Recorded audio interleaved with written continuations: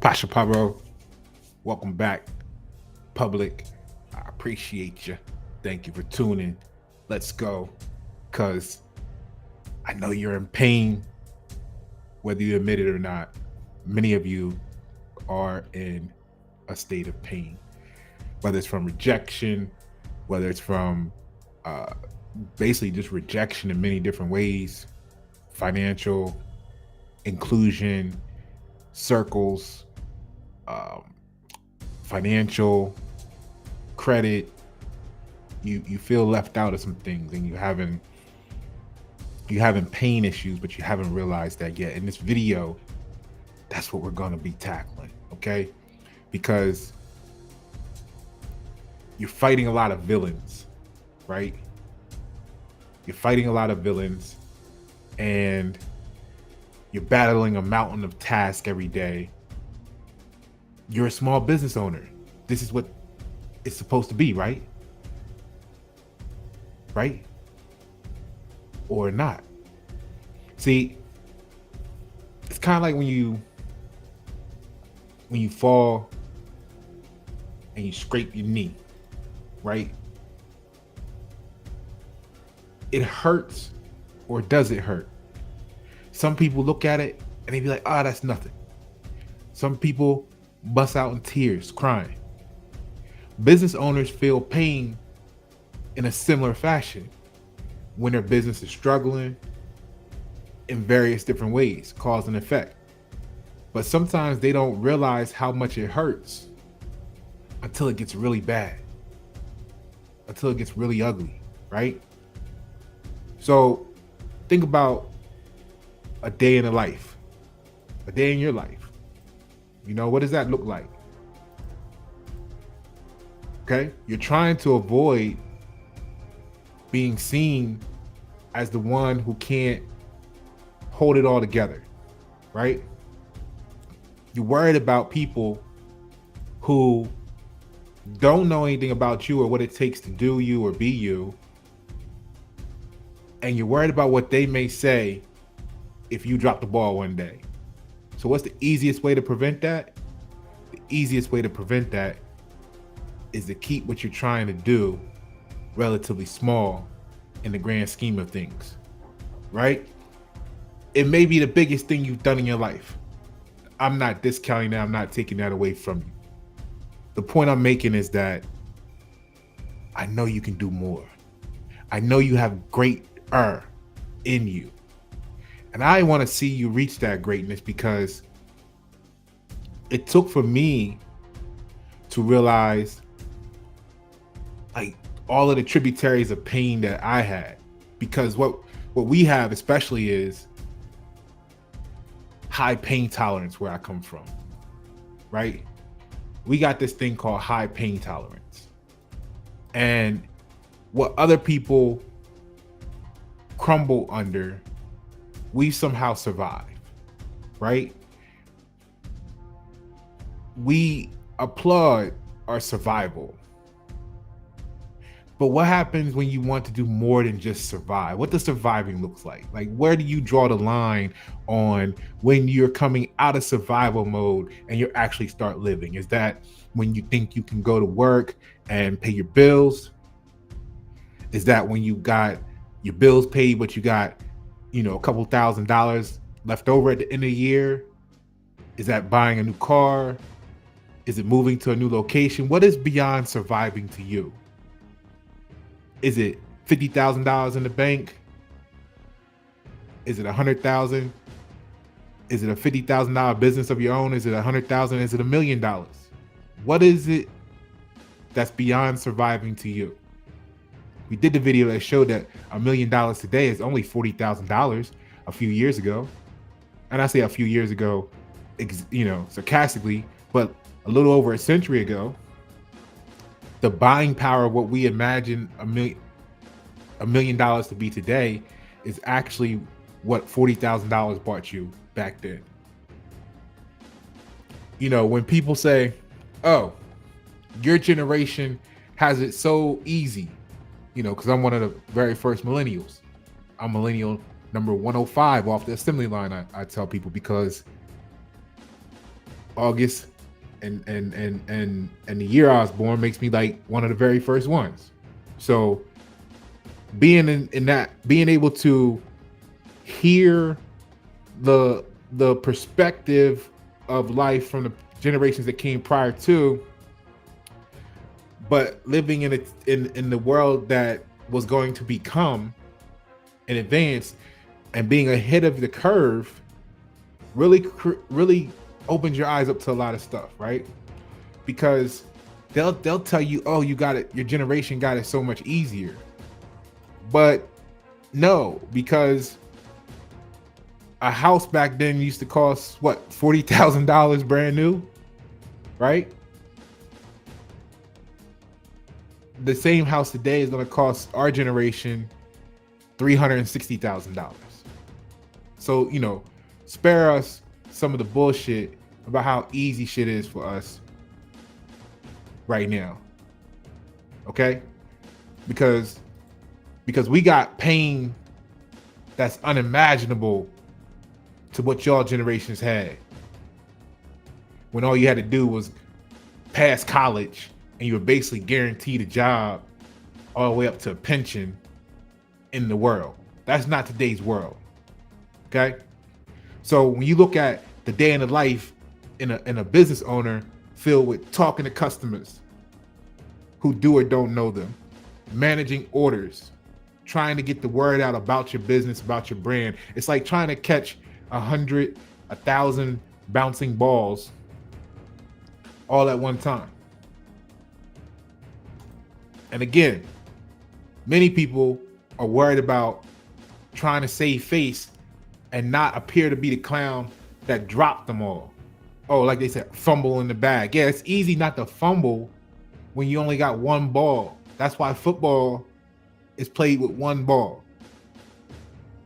And I'm not saying they don't take hard hits. What I'm saying is it's easy to hold on. It's easiest to hold on when you only got one task to do. So how does that apply to your business? When you have to juggle too many balls. That's what it feels like to run a small business when it's not done the most optimized way. And there's various reasons why that may be the case. Maybe you don't have the funds to hire a team. Maybe you don't trust people. Maybe nobody gets it. Maybe you're in whatever, comma. But then there's opportunities where you'll meet people like me that can help you. But because the pain isn't great enough, you don't recognize the value of that help yet. See, you got to wait for the balls to come crashing down.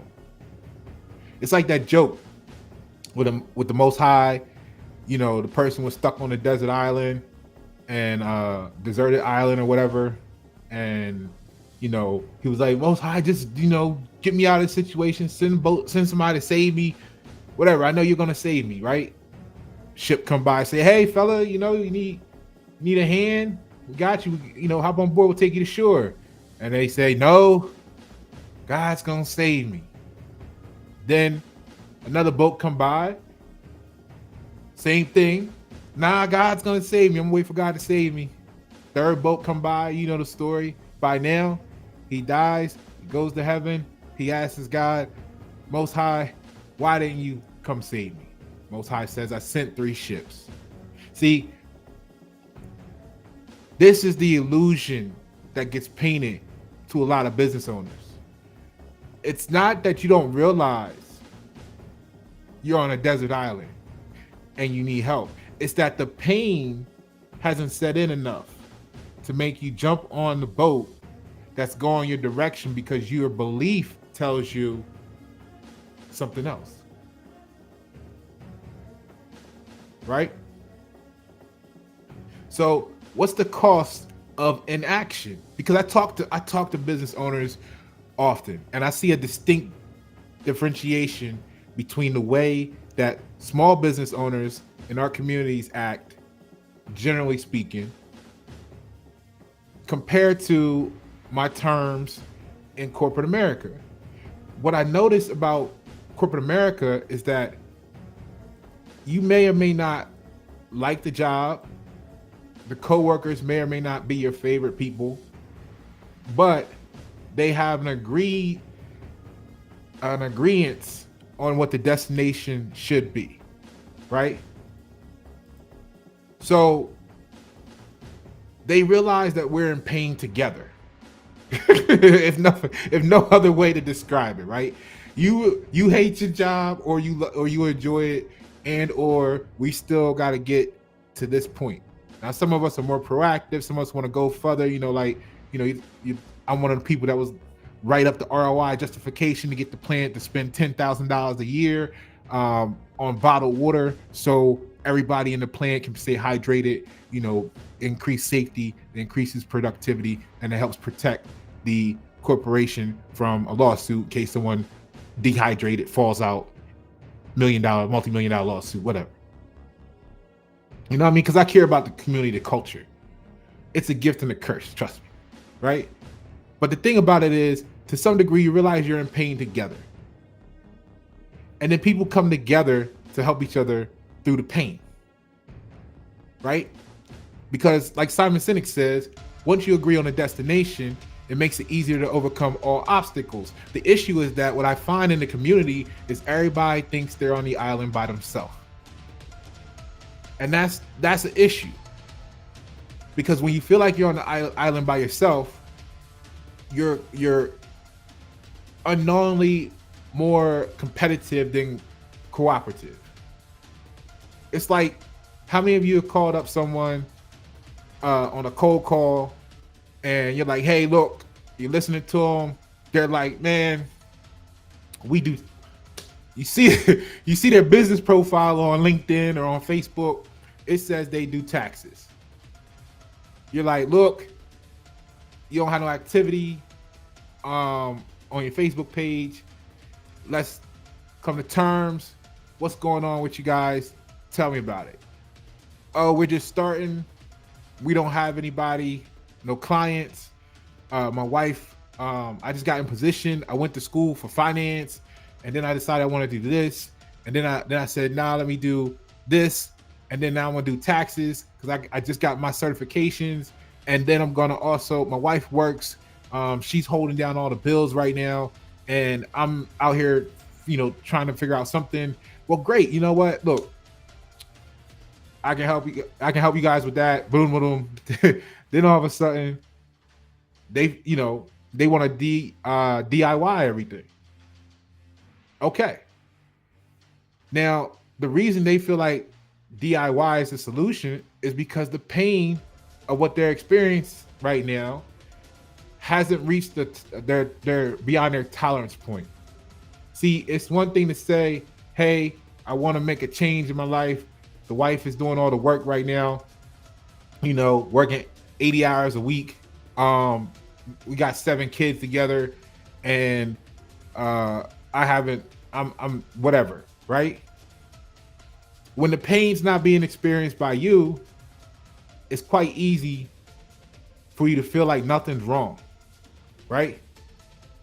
So the concept of pain tolerance is just like when you scrape your knee and it hurts.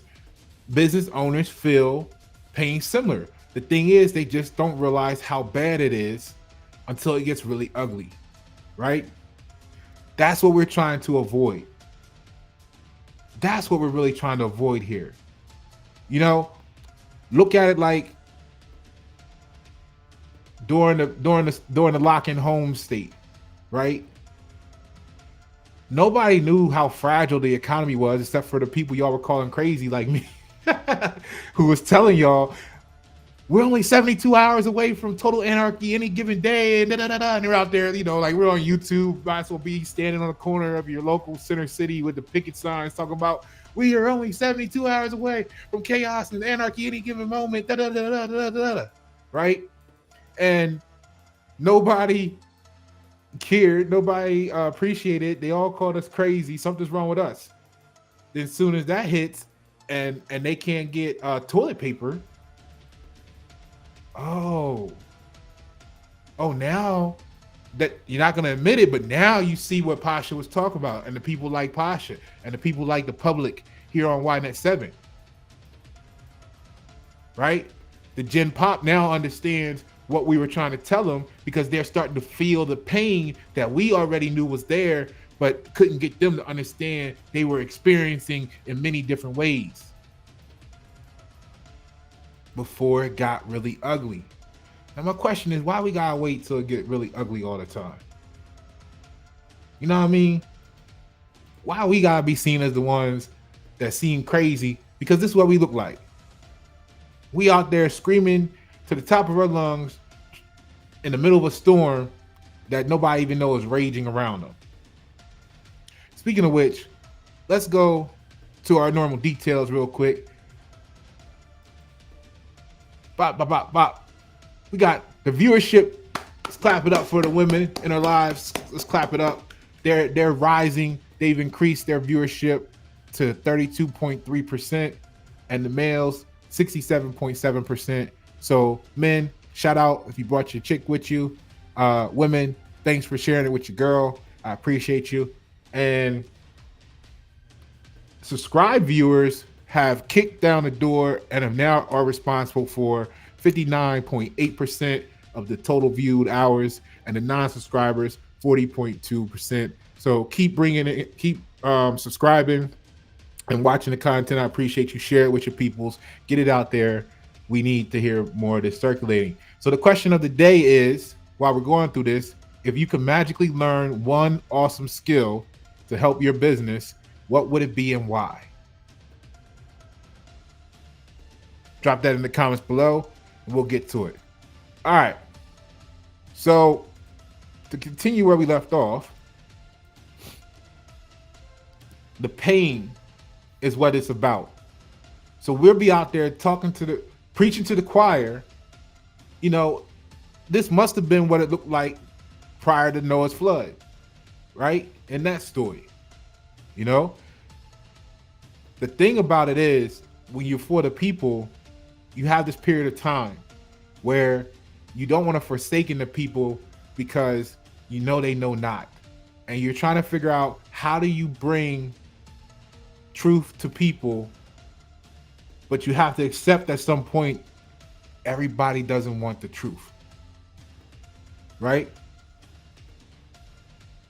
So the consequences of inaction, if you ignore the pain and don't take care of your business, it's like ignoring the toothache, right?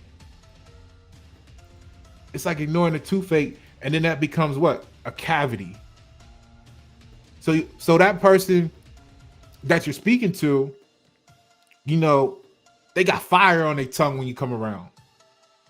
Or they don't say shit to you, but they got fire on their tongue about you when you leave, because that toothache, you hitting that cavity in them, right?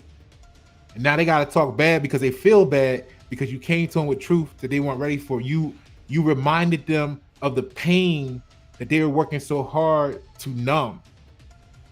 You know what I mean? Like, like you talk to someone, you're like, hey, you know, following up on A, B, and C, and D, our last conversation, just checking to see where you're at. Or someone reach out to you. Like, I got mailing lists, I got emailing lists, I got text mailing lists.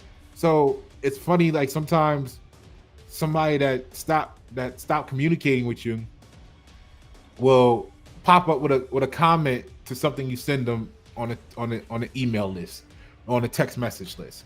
And normally it's something you can tell when you trigger them, because they only respond to when you expose them to the pain that they've been suppressing. Is the way I look at it. I'll be looking at that shit and they be like, please. And I'll be like, oh, right? Because you had every opportunity to continue a conversation with me over this time, but you chose not to because that toothache of yours, right? So when I reply back, oh, yeah, the last time we were, because I keep a profile like, the last time we were chatting, we were talking about you were ready to do this, that, and the other, boom, boom. How's that going with you? How you going with that? How's it working out for you? Oh, I changed my mind and I'm not interested in that any longer. Oh, okay, cool. So what you're telling me is that you're not interested in growing your brand any longer? Uh uh right? It doesn't make sense when you tell them the truth of what they're like. What the fuck do you mean you're not interested anymore? That's not the truth. Like, don't waste my time, don't waste your time lying to yourself or lying to me about it because of your too fake about the truth. What is it? Is it a financial thing? Is it a timing thing? It's only gonna be one of those two. But that's only gonna be existence until the pain reaches the threshold where you can't deal with it anymore. And then either you pass out from sheer pain related, uh uh what's the word? Where you pass the fuck out. Yeah. Where you pass out from the pain related shit, or your business just folds, right? Or you continue to try to juggle all these balls by yourself. And here's the biggest thing I think that people don't get. Here's the biggest thing that people don't get. They'll be doing it, right? And they feel like, hey, I've been doing this 13 years and I'm at this level here. And see what it is that to them, that's a great level. You got to respect that to the person who have an experience working with an organization or outfit that's making $40 million profit per year. Them making 40,000 feels like a great thing. Them making 80,000 feels like a great thing. Which I'm not taking away from them that it's good. But let's not in our communities confuse good with great, because that's why we're still having the same complaints that we had in 1950 for our communities, regardless of what you look like, regardless of what your zip code is. Unless you're in the top 1%, don't bullshit me.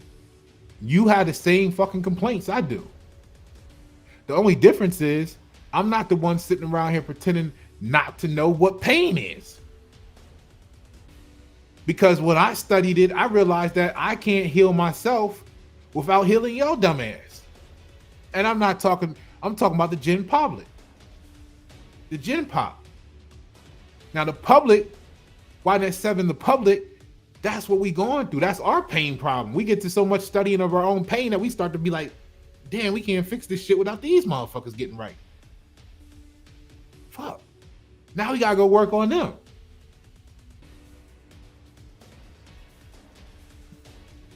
Because that'll put a glass ceiling on us if not. It automatically creates limitation to what we can do. If we're only 2% of the population, if we're only 9 million people strong, and the United States has on its land, the continent, the other 392 million, we outnumbered. The question is, what's critical mass, right? All I'm getting at is when you realize that part of your pain comes from your environment, part of your pain comes from those statements when they say, like, it's easy for those people to translate, oh, you'll be the average of the 5 people you hang around. Well, what happens when you're surrounded by certain mentalities?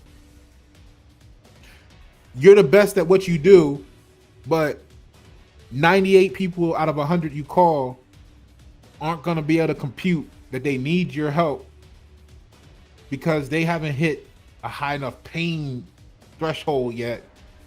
So you got to wait for the whole community to collapse or to be in severe pain. You got to watch them suffer. You got to watch them struggle. You got to watch their kids not be as cared for as could be. You got to see them in what they would call schools that they complain about them going to. You got to see them do all of this shit. And for the most part, that means because 98% of the people you're talking to, you're 98% less of what you could be. by default, because if you could have had 100 clients, but you only got two, that means you're only 2% of what you could have made for yourself to then take that and enrich the community, because you would have been made whole by having 100% of your capacity. So the pain domino effects just keep dominoing around, and around because of one person's cavity. It's contagious. So then they don't take care of the brand because they feel like they're doing okay, because they don't realize they could be doing better. Right? And that puts them out there like a lost ship. Now, you want to be on a lost ship without any direction? You know how many business owners I talk to that don't realize they on a lost ship?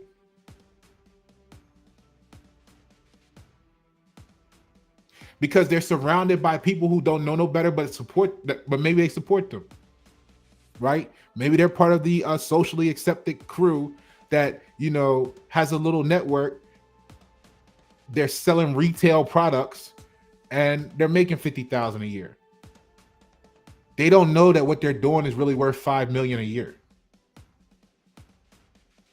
All they know is that they're getting 50. And frankly, I'm really at a point where I'm tired of that. You got to admit that that's a pain point for us, public. All right, we got to admit that that's a pain point for us. We got to look at it, and then the question becomes, it drives us to the point of what we got into this. A lot of us got into this for was to help the community. That's why you spent the time R&Ding your product. That's why you spent the time making connections, going on research and finding out what the people's pain was. And then when you come and deliver them the opportunity to be healed, to be made better, it's not even about you or them. It's about the future of our society, our community, our people. To see them take the stance of, no, they would rather deal with the pain, it's an outrage, right? Then you suffering, they suffering burnout, but they don't want the world to know that they could use help, because that'll make them appear weak, right? So they'll rather walk this tightrope, and then everybody suffers and struggles from that. You try to do everything yourself, it's like a candle, right? I know a lot of ladies like candles. So there's one thing that's true about this candle. No matter what candle you got, if you burn the candle, it's eventually going to run out of wick at some point. Now you might have a 100-hour candle. You might have spent some good money. I don't know if there's a 1,000-hour candle on the market, whatever. You got whatever candle you got. But when it's burnt out, it's burnt out. That wick is gone. Now, can you take the container that it was in, resupply it with wax, new wax, put a new wick in there? Yeah, that's what companies do when you're in your casket and they replace you. That's your seat at the company. Now, if that's how you want to view your business that you're trying to leave behind as a legacy for your family, then think about that for a moment. When you're burnt out, who's gonna be the new wax and wick?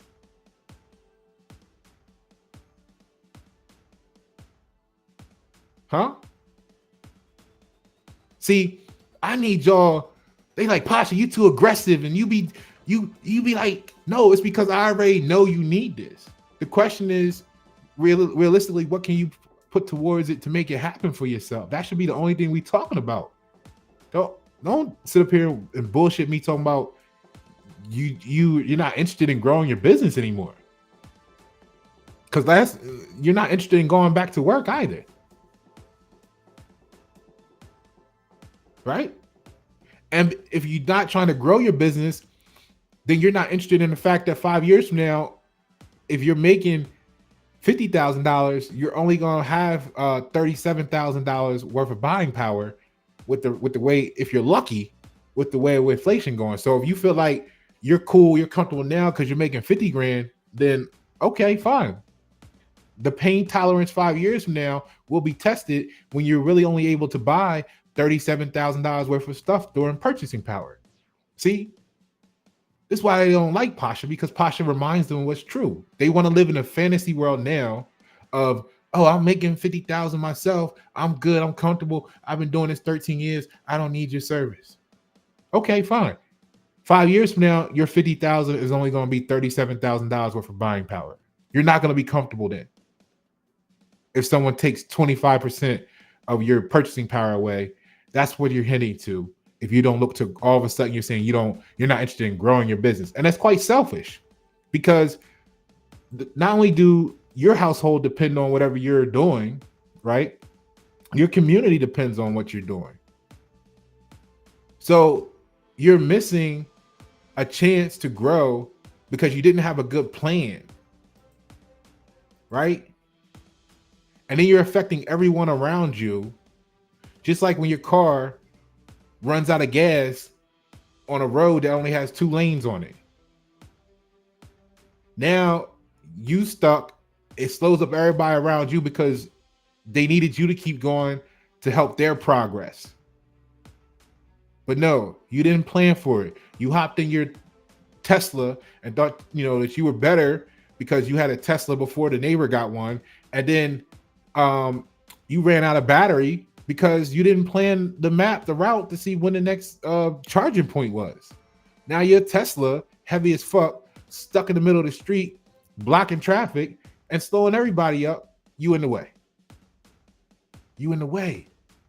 And that's what I'm trying to get people to understand. Like, you think you're good because you think that you is only you. Check out the last video on the Y-7 when we talked about your problems, your issues aren't coming from just your city. Like the stuff you're dealing with, it's a national and global thing. So the more you start thinking about how good you are and not worried about how good your neighbor is, the more fucked up society becomes. That's what we got to understand here. You missing the point. Because you think you don't feel the pain, don't mean that you aren't in pain.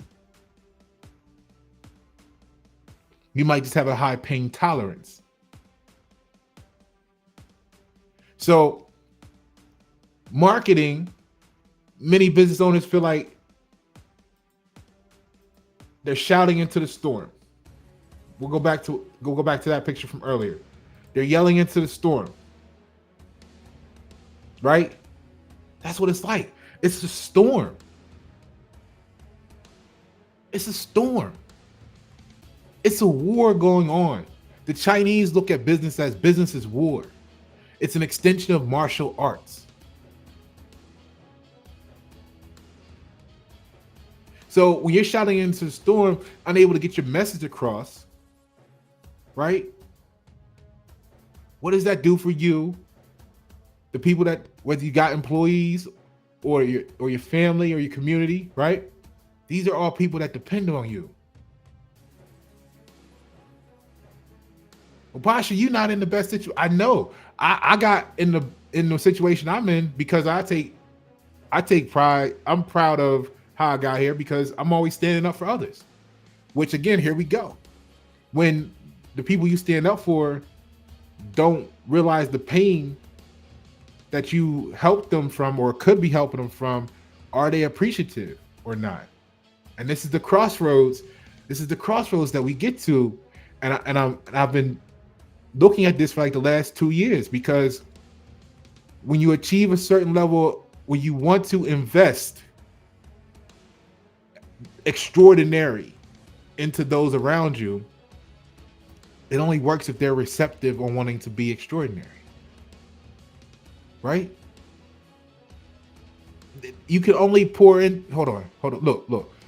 You can only pour into the bucket what the bucket can hold. What the bucket wants to hold. I saw a great analogy on this. I wish I don't know who it was. I was on Scroll. And they said, look, here's a bottle. A lot of you guys are spending too much time pouring into caps. Not like no cap, but just the cap, the top of the bottle. So put the cap on the bottle on the ground, and they kept pouring into it, and they pour in. Of course, the cap was overflowing and overflowing. They kept pouring into it, and they said, so when it comes time to it, all they can do, all they can pour back into you is this, which was a cap full. So it don't matter how big you are as a bucket. If you're pouring into caps, you got to make the caps around you want to be buckets too, or know that they are buckets and stop acting like caps, which means that they may have a bunch of holes in them that they have to fill, or fill the void, close the gap so that the bucket don't leak and only hold a cap full, so that it can hold the full expanse of what the bucket should be able to do. Then our communities can stop saying, oh, I'm good because I got 50,000, because 50,000 ain't shit.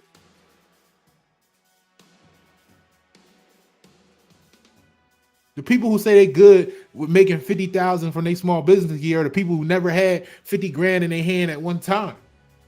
Because you know you can just blow that shit tonight.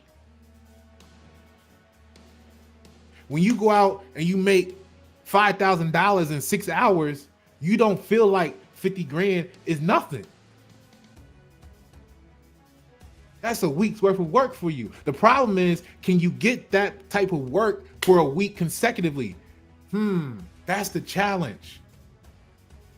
We got to all be on the same page to do shit like that.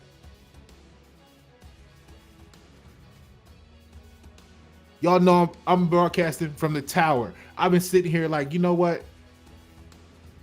I thought about it, I don't know, 10 years ago, you know, building out the city and all this stuff. But I'm looking at the people who celebrating now. We got a plot of land and we're going to put the land together and we're going to put houses on it for our family and do ABC and do what? And do what? You're going to do what? You're going to have the same issues. You got a toilet. You got a kitchen. What are you going to do with it?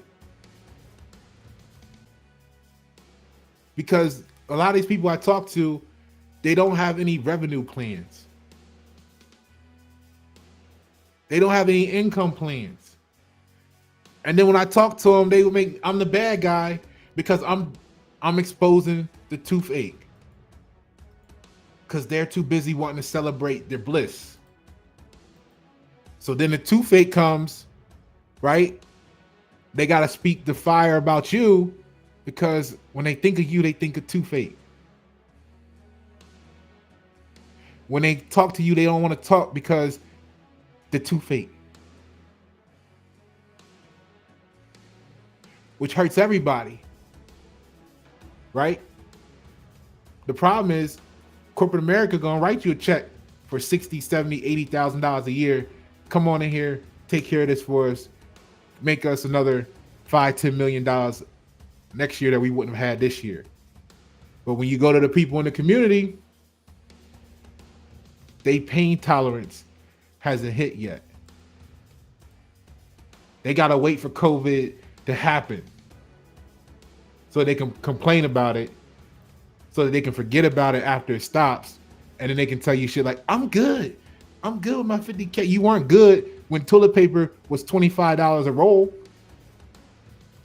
but you forgot that. You forgot that, because how easily do you forget pain once you start popping the pain pills, right? Once you start going out to the club again, throwing back shots with people that you think like you, right? You forget how painful the experience was for 2.5, 3 years of your life out of the last 5. You forget that because you could throw back a shot right now. You get numb. So many business owners feel like they shouting out to a storm. They're unable to get the message across, but they say, oh, this is what it's supposed to be like, this, that, and the other, and I'm good. I don't need anything more. Okay, right? What that is a resource constraint. With limited time and money, it's like a baker. You trying to bake a cake without the ingredients. You missing something. Now, how many people done experienced that before? You had a taste for something, you wanted to make something, but you realize you ain't have all the ingredients. What did you do? What did they do? How did it turn out? Were you like, oh, it's okay, it ain't that bad? Which it might not have been. That's what I'm trying to get you to understand. It doesn't seem that bad until you experience what that good is. And the reason Pasha got people, the way they feel about him is because I spent time in corporate America executing these same things for them on a high level. I mean, I spent the year, for example, as vice chairman of the maintenance and reliability chapter for 3M Global. Vice chairman, maintenance and reliability chapter for 3M Global. I'm on the phone with Singapore, right? I'm in a meeting with Singapore. When I come and I talk to East Side and West Side, like, that's nothing. The issue is that why is it such a challenge to translate what makes these corporations billions of dollars to our communities who's mad or feel like they're comfortable making 50,000? We know what the cake is. You want the cake, but you're missing some ingredients.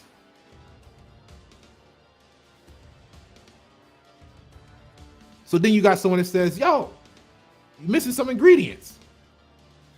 Or if you don't like my cooking, then you can go eat elsewhere, right? That's what you, right? That's like your mom and grandma probably used to say some shit like that for you. So that's trauma stuck in your brain, which is why you don't want to articulate that you miss ingredients in the cake you trying to bake, because then you feel like that's going to make you look some type of way, instead of being proud to announce that you put all this other stuff together. You happen to have everything in the pantry, in the cupboard, in the cabinets that you need, except for vanilla extract, whatever. Then someone can stand up and say, hey, I got some vanilla extract. Where you want me to put it? Right?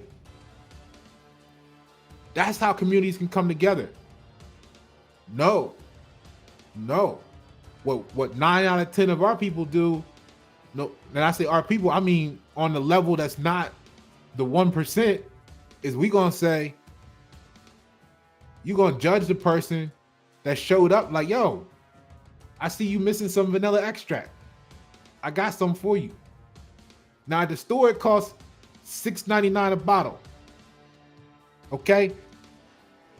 I'm gonna benefit from you doing this for the community. I'm gonna have some of that cake. And so give me $4.50. Oh my God, you want $4.50 for the vanilla extract? I'm good. I don't need it. We're gonna do without. Okay. So now, if you're a baker trying to sell your cake without the vanilla extract, yeah, you're gonna sell some slices.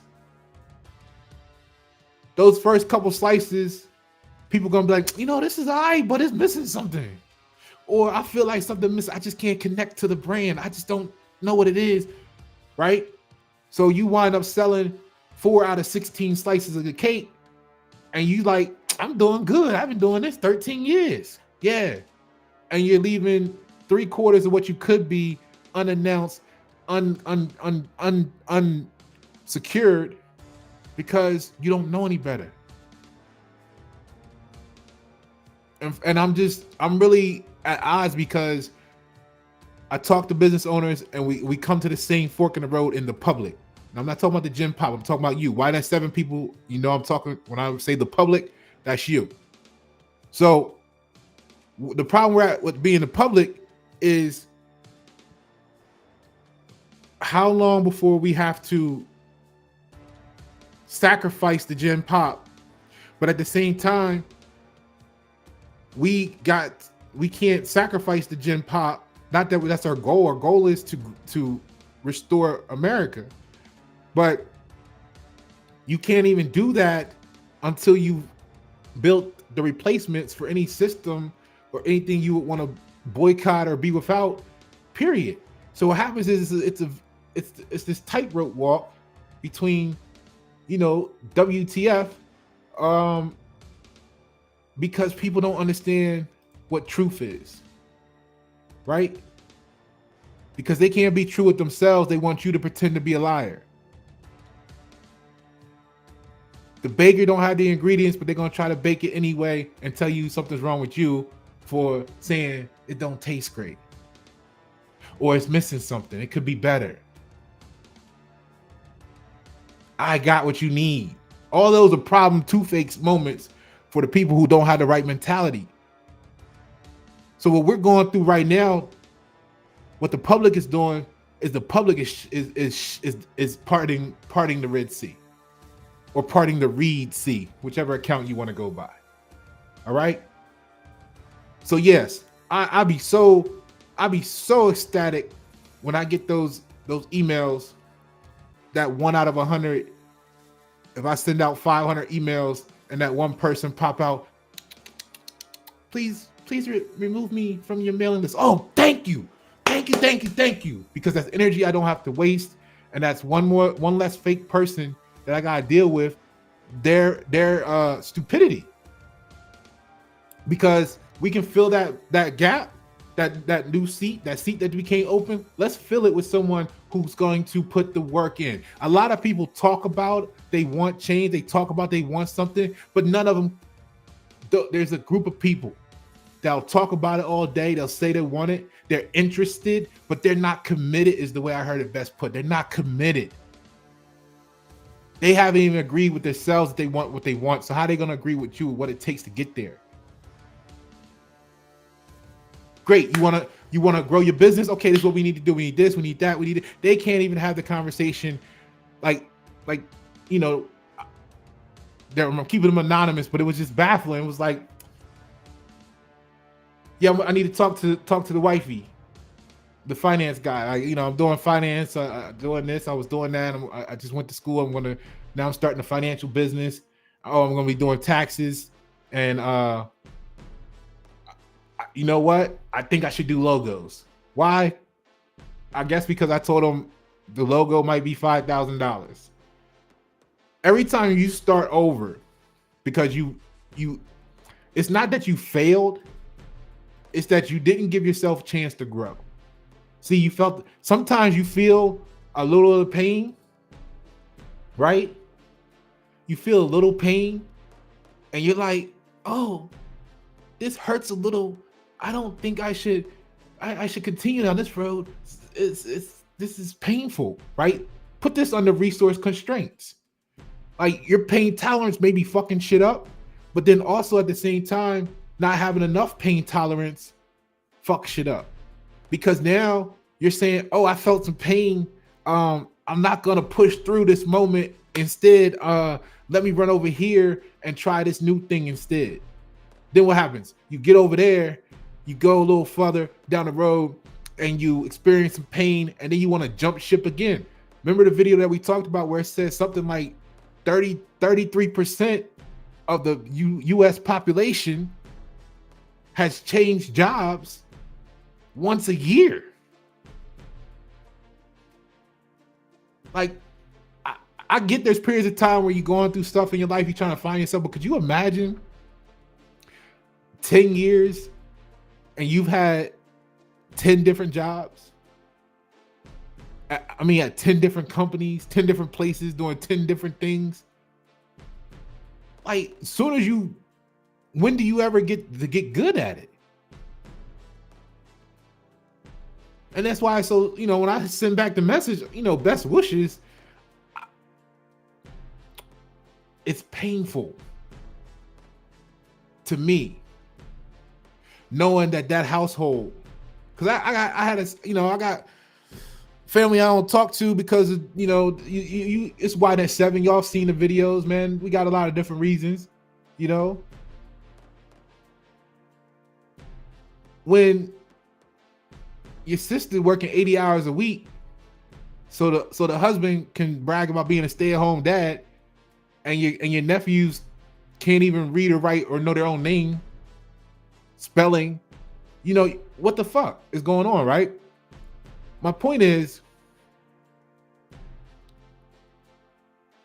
when you don't have the ingredients, you got to know that at the end of that conversation, well, I think I found a new calling. I'm going to do this now. Okay, best wishes. It looks easy, right? It sounds easy. If you want to be on Fiverr doing $5 logos, it is easy, right? But what you got to know from my standpoint is I'm in pain because I know. Well, one, you said you just told me at the beginning of the conversation you left doing 3 or 4 things in the last 2 years. I realized the pain that household's getting ready to go through. It's being extended. It's being made worse. It makes me think about my sister working 80 hours a week, 7 kids, when the dude, right? But when I say something, I'm messing up the marriage. But I'm only responding to all the complaints you've given me over the years, right? Over the weeks. But if you say something, you're wrong. If you step in and want to do something to them or do something about it, you wrong. You the problem. You got worried about going to jail, getting a charge. So you gotta either sit there and add pain to your life by watching the bullshit, by every time you see your nephews, you're reminded about this situation because it's apparent in their current states. You gotta see the pain constantly, which means you feel the pain more than the people you're trying to help because they want to pretend the pain is not there. So now what do you got to do? This is the fork in the road. Because we ask ourselves as a community, why do the greats either not make it, so many of them, or they make it and they leave and go off to these other areas? It's because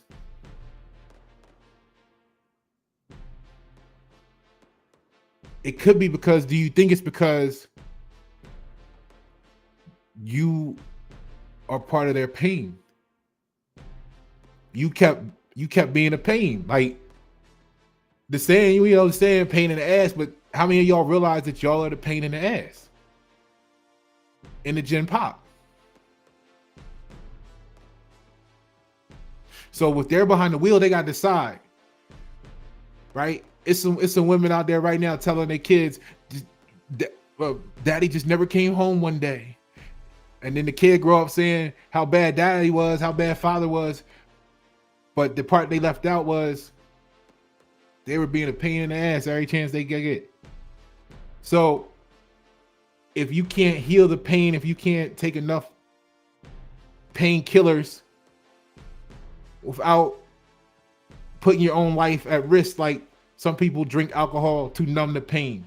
But what if that person says, well, I am still conscious, and although the alcohol helps, I know if I keep going this direction, I'm going to become an alcoholic.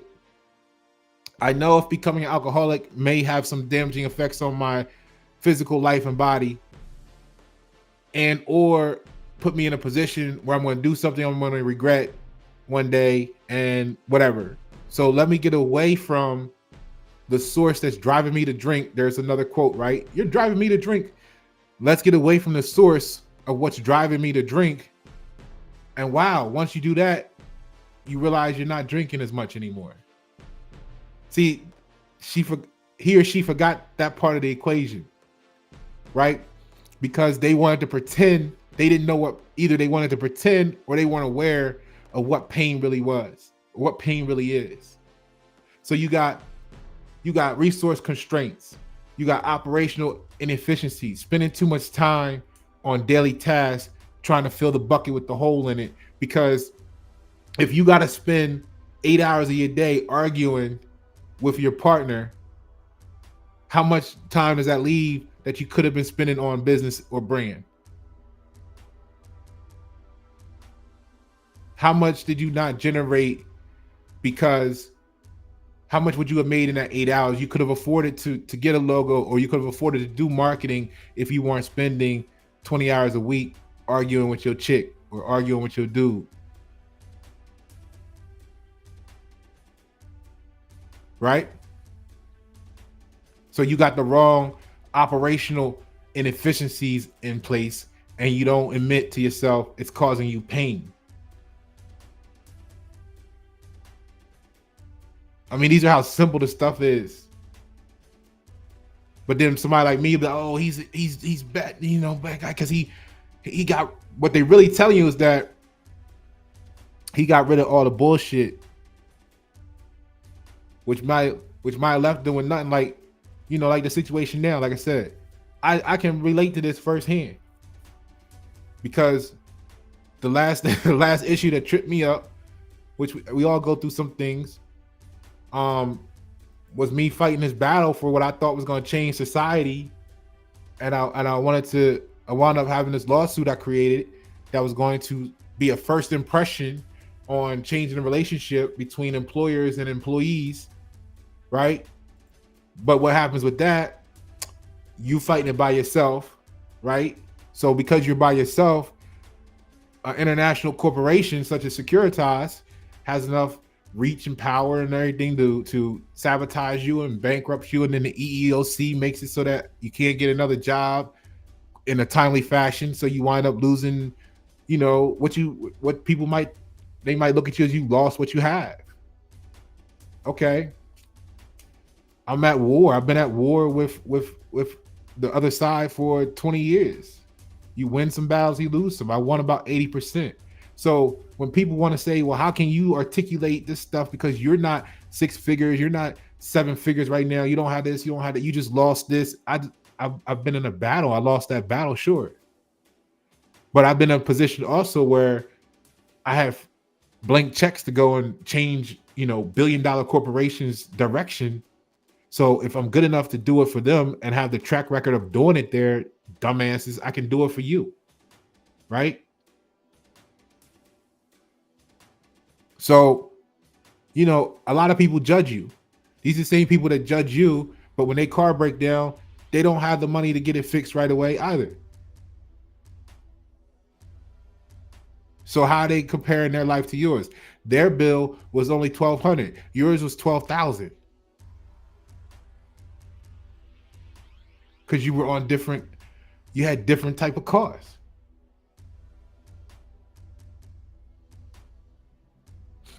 They don't understand because their car is whatever, right? Their pain is, well, I can't be without a car because, yeah, sure you can.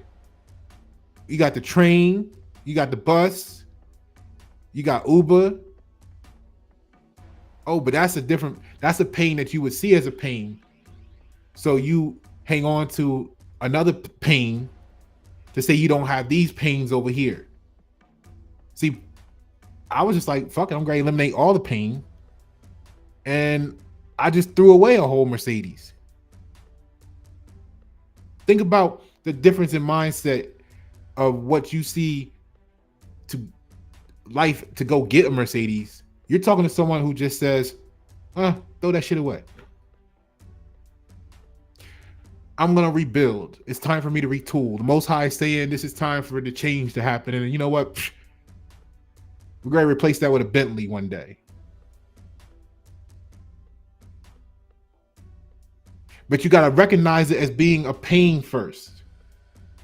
Because what a lot of people do is they fight so hard to hang on to the pain that if you had just gave even a tenth of the same effort in putting it into the solution, the whole world would change for everybody. So you got operational inefficiencies in your business because you got operational inefficiencies in your life. And it starts with your human addiction to traumas that you haven't identified is causing you pain. You keep going to the same job, getting gaslighted by narcissistic bosses, and you haven't stood up for yourself, but you talk shit behind their back. But then when a person like me stand up for themselves, you talk shit about me. Right? And then when they get rid of them, the two fake, and you say, well, we knew something was going to happen. He shouldn't have been saying this, that, the other. Oh, you mean he shouldn't have been real? He should have been like you, right? He should have invited more pain. He should have been receptive to it. This isn't for you. So this is why I'm happy when I get the emails every now and then that say, "Hey, can you remove me from this?" See, because they want to invite more pain. They enjoy the toothache. They want to have more trauma so that they can go gossip and talk about the trauma. We building success over here against all odds. So there's got to be a turning point. There's got to be the idea of change that comes to you. You're going to have to realize that you're in pain first of all. That's the first step. The reason I brought up the court case is because when I was putting together that case for entertainment purposes only, not legal advice, I had to, you got to put your proof together. And what I learned about on the law side for entertainment purposes is, when is an injury an injury? It's an amazing question. When is an injury an injury? And what you find is that the legal definition for entertainment purposes, go watch the video I did on the securitized lawsuit. You'll see it all written out in the form that I turned in for the case, was in the format, I mean. So you'll see the actual legal document I drafted, the suit, the case, whatever you want to call it. So by definition, legally, the injury is only an injury when the injured party realizes that they are injured. You got to realize that you're injured before it becomes an injury. And that's what our community hasn't done yet. It hasn't realized that it's injured because someone told a bunch of different looking people, I'm going to say a different looking people, it don't even matter what you look like, they told you that you were free and you believe it.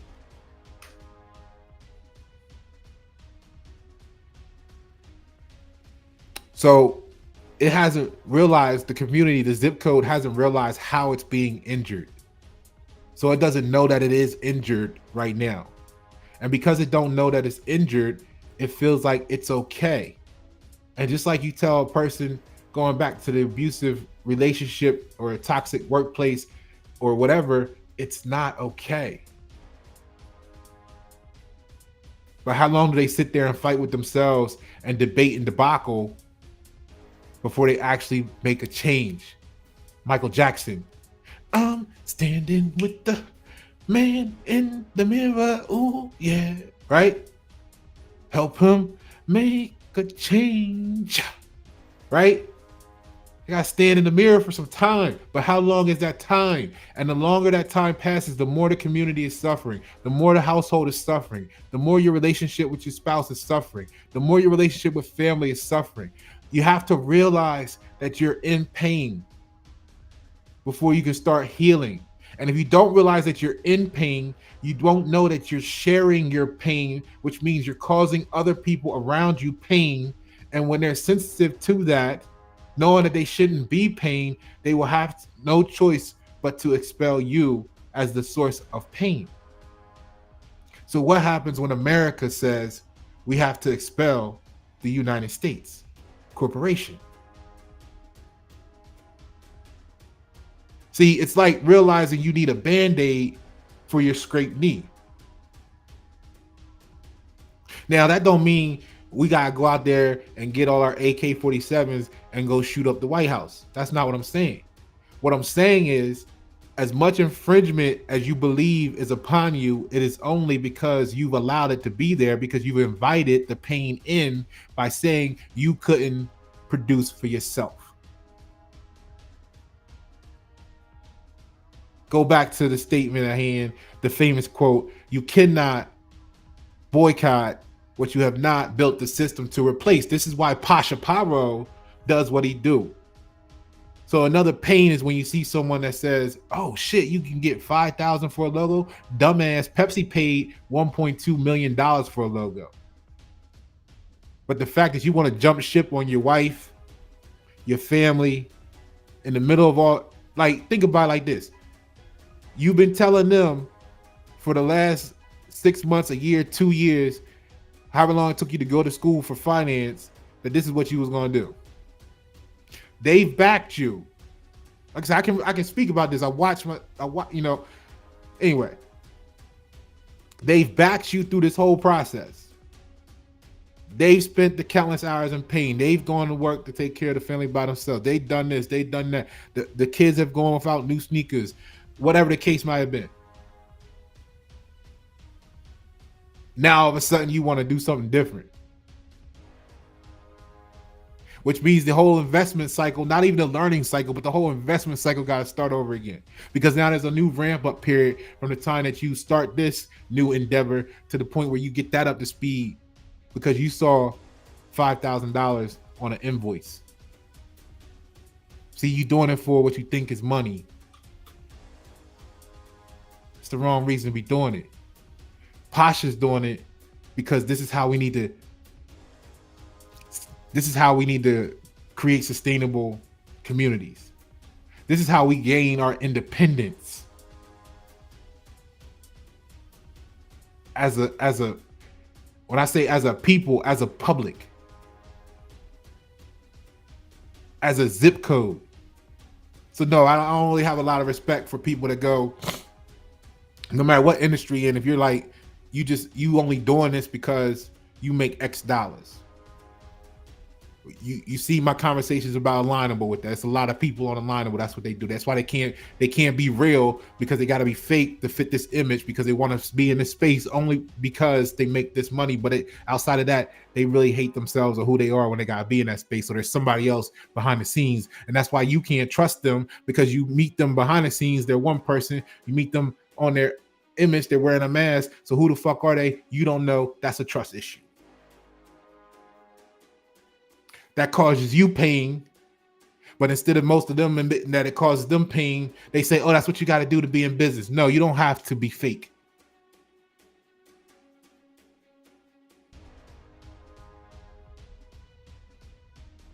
So America is in a period of time where it's exposing the fake. There's a parting of the seas. We want to get rid of the too fake. Because when we get rid of the too fake, we can say, you know what? What they're teaching you is to drive your value down. That's what y'all don't get. That's what they don't get.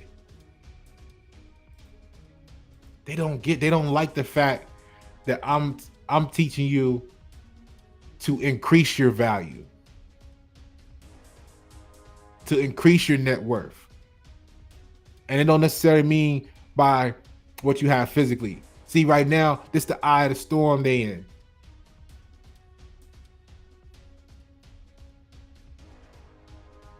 You have a chance to do something. The next generation, if we don't do anything, won't have the same opportunities.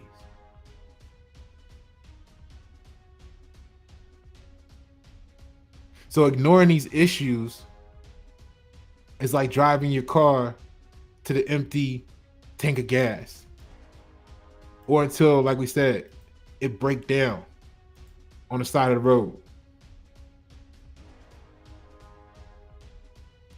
So what are you doing to numb the pain? Business owners, just like regular people in life, often use distractions to numb their pain. It's like putting the Band-Aid on a wound that needs stitches. I know a few of us out here, we looked at the cut, we saw the gash, we threw some alcohol, some hydrogen peroxide on that shit, and we let that shit heal. We didn't put no Band-Aid on it, and we didn't put no stitches on it either. But we didn't pretend that it wasn't what it was, because then we would have been like, oh, that ain't shit, I ain't gonna do nothing. Then it got infected, and we've been like, oh shit, they ain't do nothing, right? Like, I had a very recent experience with this shit. A reminder. This is why I'm kind of looking at this shit like, yo, man, how many times you gotta fall for trying to save other people? Like, we know the song "Don't Save Her, She Don't Want to Be Saved." We know that song, but this ain't that type of shit. This ain't you just trying chick or whatever. This is like the future of America, the future of the world is at stake. But then you still gotta realize, how much do you put yourself at risk? See, I was good with, losing them. I've had Mercedes and BMWs for the last 10 years. I don't care about that. I just like to go fast. We used to run from the cops. You know what I'm saying? Grandma had us watching Dukes of Hazzard. The only reason I'm not a felon is because I've been in 4 police chases. Some of y'all, whatever. We've all had a period of time in our life. We grow up, we mature, we do things, we did things, whatever, right? The experiences you learn in those days make you better who you are today, right? I can relate to a lot of shit because I've been through a lot of different lives. Early on in my life, my biggest problem that I couldn't understand, I couldn't figure out is that because of my talents, I was always invited to go to these wonderful places. Oh, we need you to go represent us. I'm in my early 20s being sent to country clubs to represent it in silent auctions, eating shark and lamb with peppers. But my people can't come with me from the neighborhood. Now I know a lot of y'all, that's why I have such a distaste for me today, for those who caught the beginning of the video, when I hear people, oh, I'm good. And it took me so long in life to realize why they even there is a remote position in life to say that so proudly. I'm good. Because I came from a place where it was us. It was we.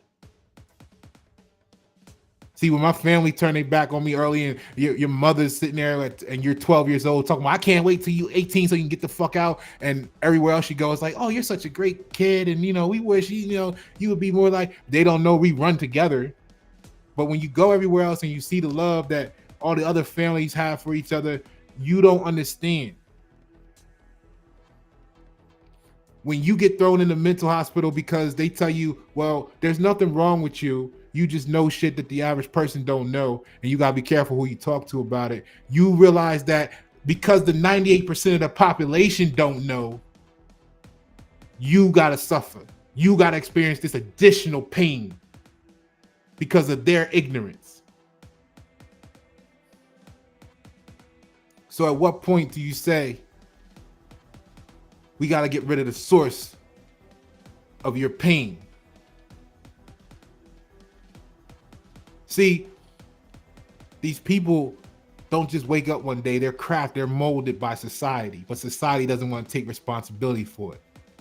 They cause distractions. The distractions to numb the pain, just like the household, just like the business leader. This is not nothing new. So if you know the equation, why do you pretend it don't exist? So I'm okay with losing material stuff and this, that, and the other, blah, blah, blah. I get that back. We've all been through, most of us been through cycles.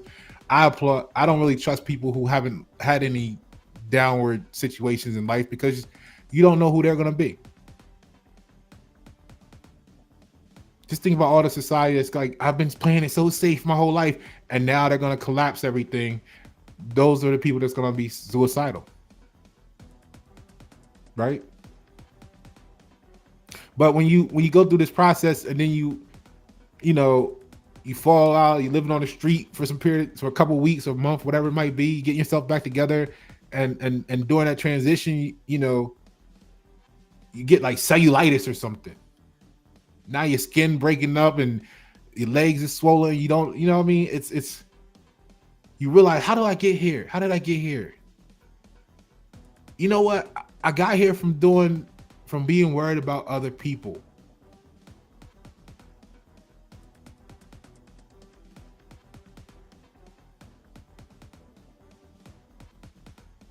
I got here from being worried about other people. It's a huge problem.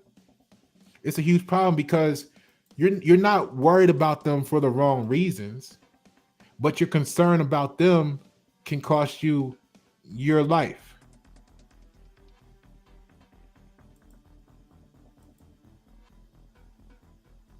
So when I say to the public, we come to a fork in the road of how long do we allow these mentalities to exist without change?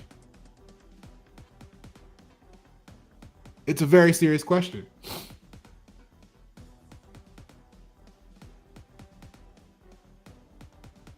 How many times do you want to keep putting the band-aid or pretending that you don't have a wound that needs stitches, America? How many times do you want to pretend that America is not infected with a disease?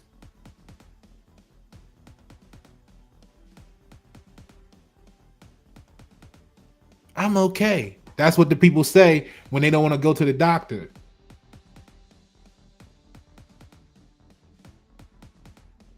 And then they either give it to you or they die from it because it got worse, or both.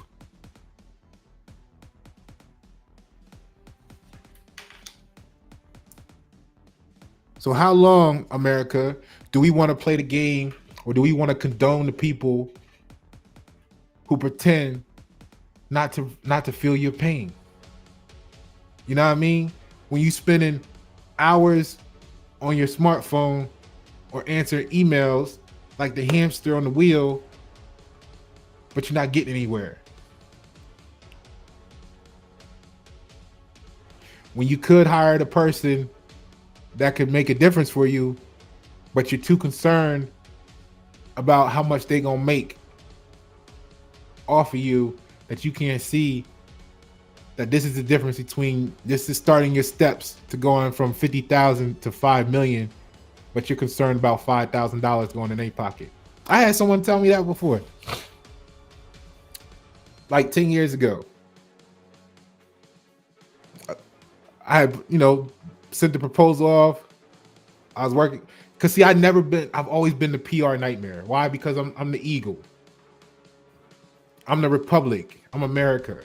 We don't have the same concerns as the United States, and it costs us sometimes because normative social influence is a disease, but people don't see the pain that it causes, so they don't know the solution or salvation of being an informatively socially influenced person. They just want to fit in. They just want to be accepted by any means necessary. So I remember like saying, look, man, we'll do this project for you, 6 months exclusive, 30,000. Oh my God. The reason why I really lost, we that individual been through a lot historically, and I lost respect at that moment because the word respect means relate, not y'all emotional intertwined definitions or whatever. The word respect simply means relate. So I couldn't relate anymore when the response I got was not a question of, well, how good would the work be? Because everybody know if I'm doing something, I'm one of the greatest at it. Or I'm gonna wait until I get good enough to where it's that valid, right? But the point of the matter is this: it wasn't like, hey, product. It wasn't even really cost itself. It wasn't even really price itself. It wasn't really anything. The response, the first thing was like, hey, that's gonna pay a lot of bills for you. What are you talking about? We're giving you like $5 million because we're on the beginning stages of getting started in like the video world and all that stuff. And it's like we're presenting you with like a $5 million opportunity here for 30 grand, and the first thing out your mouth was what I'm gonna do with the 30 grand. This is what we do. So needless to say, that when I left and came to Charlotte, you find out that him and my ex business partner came to some terms and did a project together.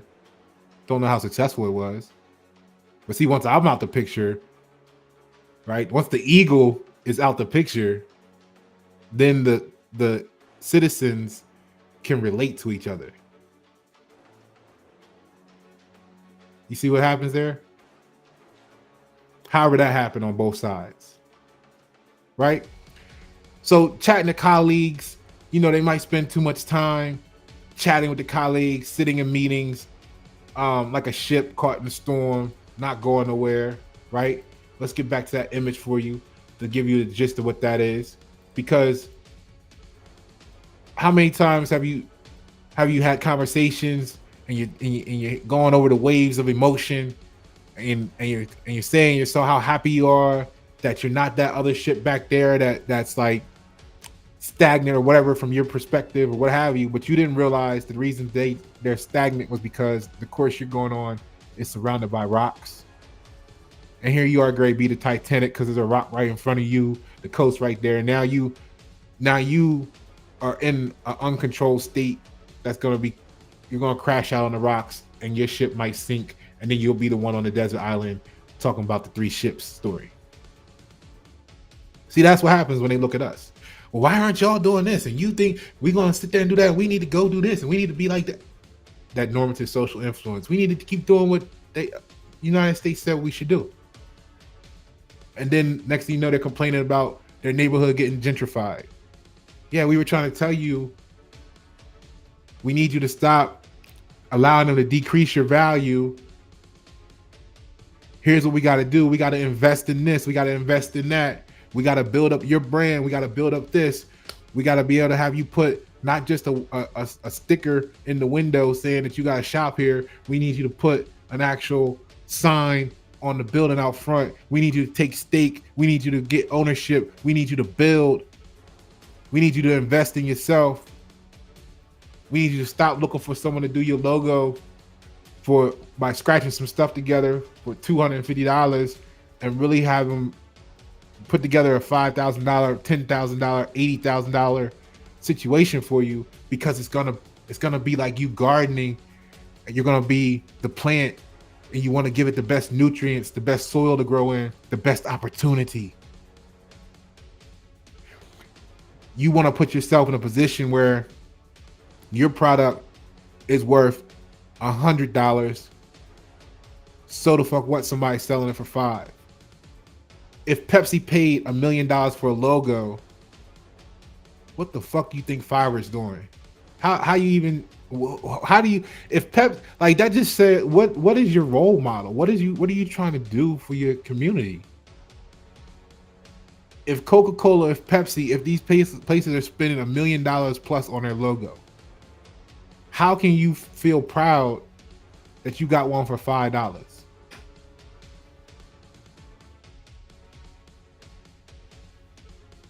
I mean, put it in perspective that average person can relate.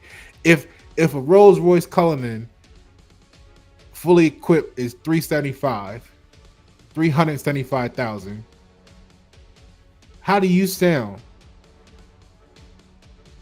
telling the community you brought back to represent them? Now you're gonna say, "Oh, I'm good," but the community saying you represent us. And then you pull up with the $50 dealership special.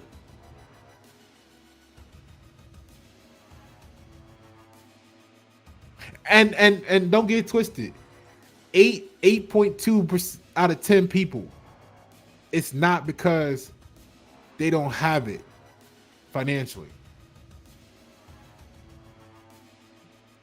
It's because this might interrupt their trip to Hawaii this summer.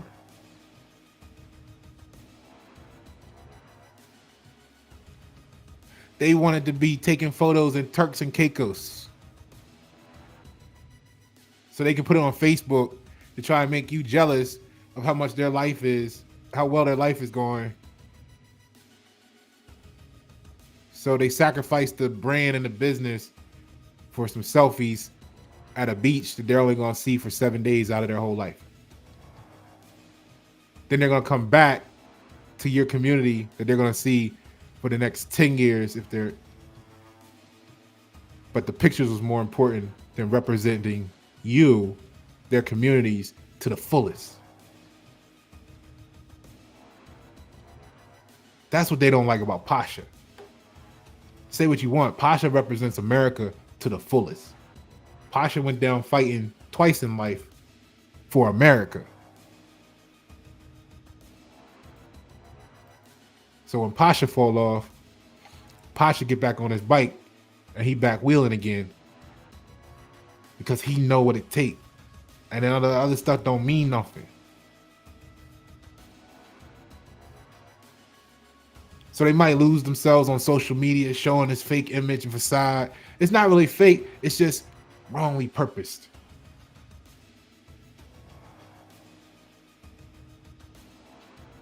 Right? Pasha, you shouldn't be talking about your clients. Look, this is reality. This is reality. One, I'm explaining to you why they're not my clients.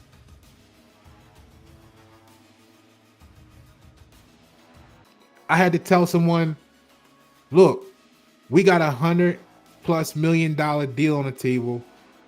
You crying over $300, $400, $500 a month. It blew my mind. Someone would rather pay a credit card bill than to go make $5 billion. Because that little payment that you're making on your credit card bill alone could be the difference if you invested it in your brand to your brand taking off. But you want to have a $5,000 credit card swipe so that you can keep going in perpetual debt, so that you can remain on a hamster wheel instead of putting it into yourself. Shout out to the people whose credit score has dropped over the last 3-4 years because they were doing what's right long term versus what they were told to do by people who making money off of them. And see how stupid it sounds? When this group of people tell you how they gonna make money off of you, the gym pop be like, oh yeah, this is what we're supposed to do, because they're fucking brainwashed. But then when it comes to you, they're gonna be concerned about what you're gonna do with the money. How dumb is that? Then we wondering why our community don't got shit.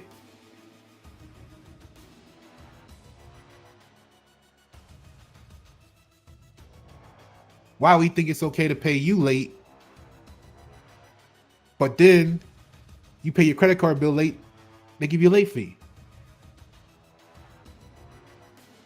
What happens when you say, you know what, fuck it, man, I gotta introduce late fees,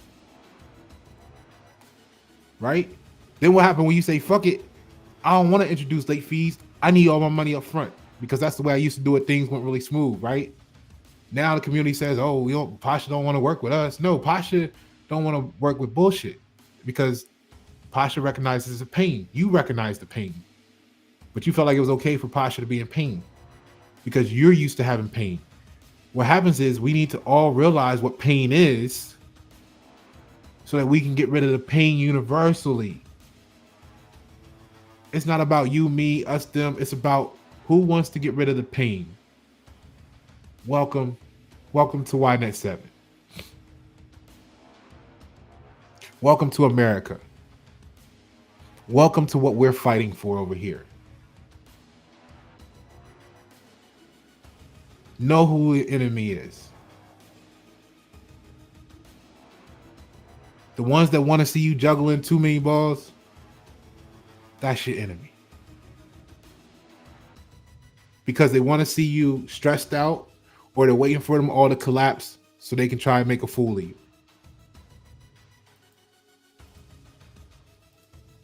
They want you to be in a position of lack so that they can feel better about themselves. So they're waiting on all the balls to come crashing down around you so they can say, ha, look at them. Now, for the rest of us who want to build, right, we need to get over these personal issues. You know what I mean? Because they're going to let the personal issues distract them. Like the driver looking at the scenery on the road, risking a crash. So there's a common enemy there. The enemy is the belief that this is just how things are. That's like being at the wheel of the car and it's drifting to the left every time you're saying, well, this is just how it is. Instead of saying, you know what, this is how it is right now, but when we get back to town, I'm taking this into the shop and getting an alignment. Because when I steer the automobile, I want it to go the direction I want it to go. But what happens is someone actually is probably steering them behind the scenes, which has their brain saying, no, that's not pain. That's not pain you're feeling. Don't listen to songs. So they're a crybaby. They're weak. They need to toughen up. No, they know that the fucking stove was hot. And they said, what the fuck is the stove hot for? Why you got me touching the stove when it's hot? I'm gonna go get a glove.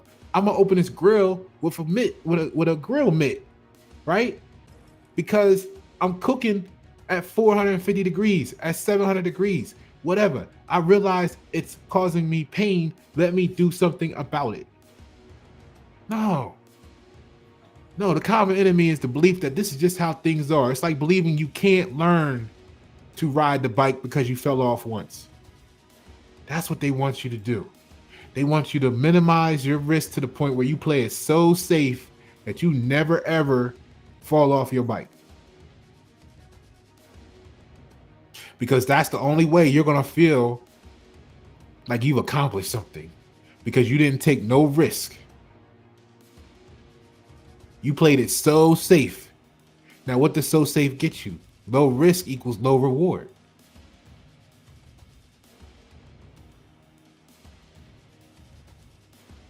See, it appeared to be low risk, having wifey go to work, do everything. You stay home with the kids until AI takes over that position, and now she out of job, and you have no creative talent to produce anything on your own either.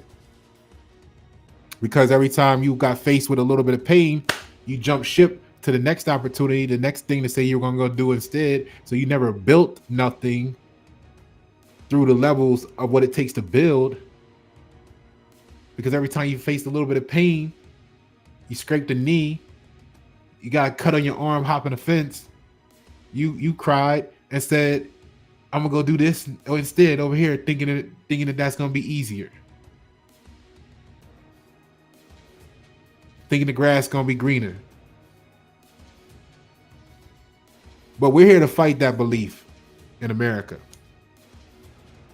We're here to show you that change is not only possible, but we're here to help you. We're here to help guide you to that change. But the first thing you got to do is admit that you're in pain. No one can do that for you. And just like any addiction, denial is always the first stage. So what I call for you today, for those who made it this far without the toothache, right, is to get you back into position where you're the superhero. I need you to first admit that you're in pain, like Spider-Man in the beginning, when he was out there doing his own thing for I'm okay, I'm good, I got these superpowers, I'm going to use them for me. And then he realized that the person that he let go, the villain at that moment, is the one that was responsible for killing his uncle or grandfather or whatever he called him, right, at the home that he lived with. Then he felt the pain, but it was too late then. It was not too late that Spider-Man's life was over, but it was too late to the point where a part of his life was taken that's irreplaceable. All because he didn't see the superhero in him before things got that bad, because he was blinded by the little bit of money he was making. That he felt like he was okay.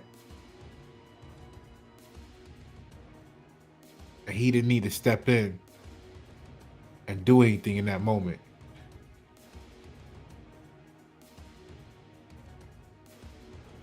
So we're here to help you patch up your scraped knees, put the hydrogen peroxide on your cut elbow, clean up that cellulitis, Fill your tank up with gas, give you a map, let you know it's going to be a journey. We're here to help make America the superhero again. See, America wasn't just the superhero for the world. It wasn't just the superhero for Ukraine. It used to be a superhero for you. To your parents, America was a superhero. But they've taught you to be so cheap.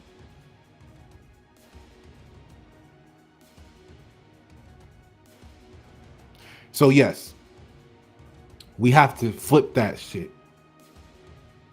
The moment you stop saying you want to be the cheapest one on the block so that you can get the most sales, you'll realize that becoming the most extraordinary means that you're going to have to be the most pricey, which means that the people around you who's going to benefit from your service have to step up to be able to afford you. But if everybody steps up, then we've all come up a rank on the ladder.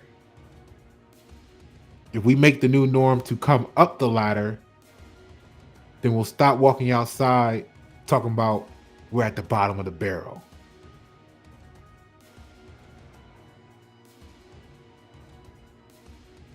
So we're here, Pasha, I'm here for you to not just become a superhero, for you not just to restore the eagle in America, but to be an extraordinary one.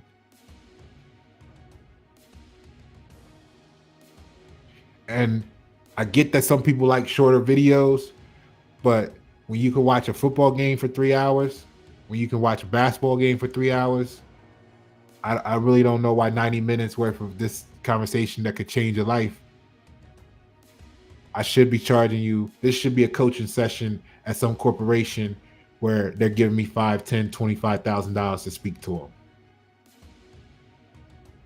Because what's motivating you is some illusion of freedom and your passion for that.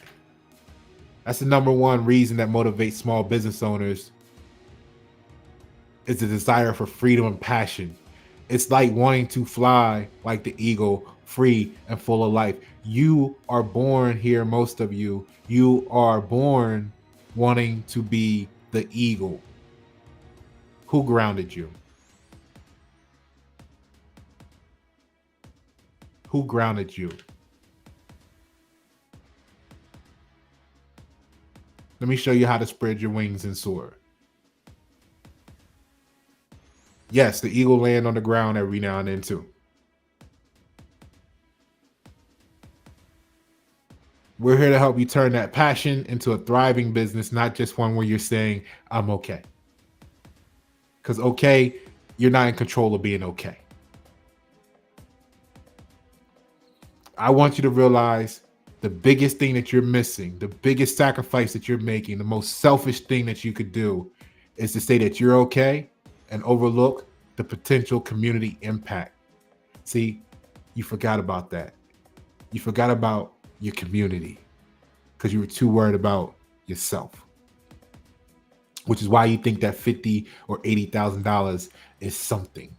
And then you go buy a $50,000 or $80,000 car and make payments for 8 to 10 years because your $50,000 to $80,000 ain't shit. Because in those 8 to 10 years it takes you to pay that off, if you keep the same car, it's only worth 20. Maybe 10 if it's got some malfunctions.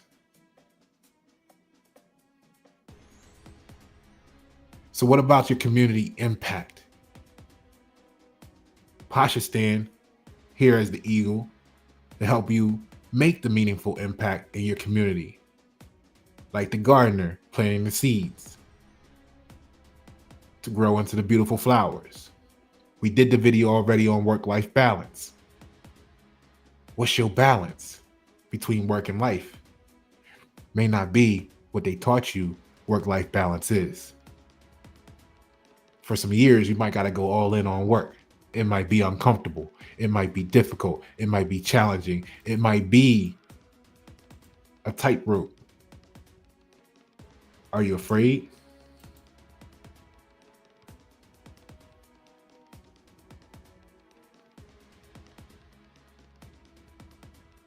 All right.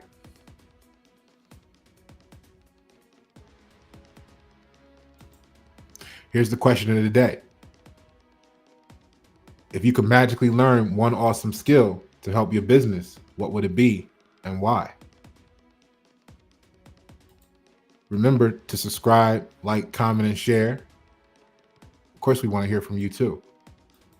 And if you're in a position, since you're so okay, then you should be so able to donate to keep the channel going. The Cash App is right here on the screen. In closing, again, shout out to the 32.3% women viewership, 67.7% male.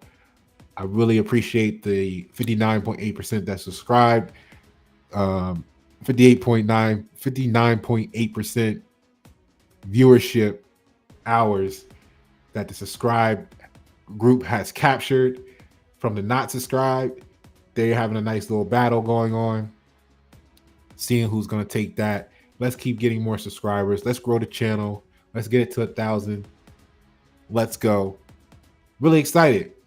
This is not a scalding for those who don't like the way the truth sounds sometimes. It is an opportunity for you to accept what the truth is. And what we have to do is we must agree on the destination before we can overcome all obstacles together. United we stand, divided we fall. And the reason we're divided is because we haven't agreed on the destination. Because it's too many of y'all saying, I'm okay. It's too many of y'all saying, I prefer a $5 logo. And that's no good for nobody, right? So stop running from the pain that it takes to grow and learn how to endure. How old is Coca-Cola? How old is Pepsi? How old is Ford? And you're looking at Ford right now. The build quality is getting hammered in the PR state. Financially, they're looking at collapse. Who else just came up? Jeep. Jeep is talking about they might be the new Buick. You know what I'm saying? So all these people with Hellcats and this, that, and the other, they might be like Buick now. Where are you gonna get your parts from if they go out of business? You see what I'm saying? Why does this happen? Because somebody just like you started a business in their garage, in their basement, out in the field, whatever. Built something, faced the pain, got some teams together once it got too big for themselves because they overcame the pain. They didn't pretend it wasn't there, right? And they built and they grew and they built and they grew and they added and they built and they grew and they built and they grew until it got to a point where it was so big, it came full circle. And now it's so big that it doesn't realize what its pain points are. That's what happens when the company gets too big. The leadership, when it's the wrong leadership, doesn't realize the gap that they sit, the gap between where they sit and the actual pain points of the company. So they never address the pain points. And that's really what happens that causes businesses problems when they get so large. And then that business falls. And then that other person that started their business and grew and grew and grew comes and takes its place as one of the top largest companies. And the cycle keeps revolving. Very few companies last a long time.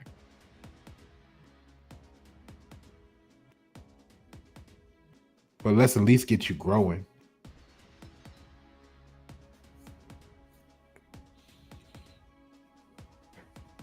Pasha Paro, thank you for tuning.